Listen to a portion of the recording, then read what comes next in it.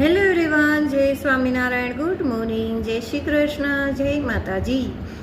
કેમ છો? બધા મજામાં જશો અને આજે તો વધારે મજામાં હશે માતાઓ. કેમ કે આજથી વેકેશન પડી જશે બાળકોને. આજે છેલ્લું પેપર. બાળકો ખૂબ ખુશ હશે આજે ખરેખર.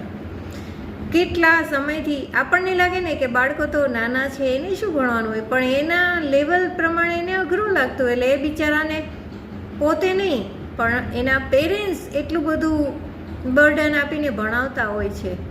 તમે જુઓ ને, નર્સરીમાં બાળક શું શીખે? ત્યાં પણ રમવાનું જ હોય છે અને ઘરે પણ રમવાનું જ હોય છે. પણ આપણે શું કરીએ છીએ? નર્સરીમાં મોકલીએ છીએ.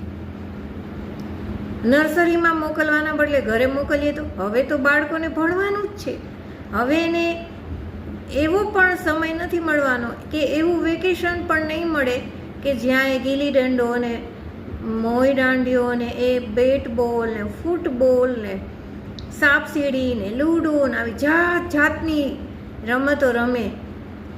પકડમ પટ્ટી ને થપ્પો દાવ ને આહાહા લંગડી ને કૂદકા મારવા, જમ્પ કરવું, જેને કહેવાય શું કહેવાય, મને તો બહુ પછી એવું ન યાદ હોય કેમ કે હું ઇંગ્લિશ ભણી જ નથી. પણ રૂટીન લાઈફમાં જેટલું આપણે બોલવાનું હોય એટલું આ બીજાનું સાંભળીને આવડી જતું હોય છે. પણ અમારો સમય એવો હતો ખરેખર એકદમ મોબાઈલ વગરની જિંદગી. ત્યારે તો મોબાઈલ હતા જ નહીં,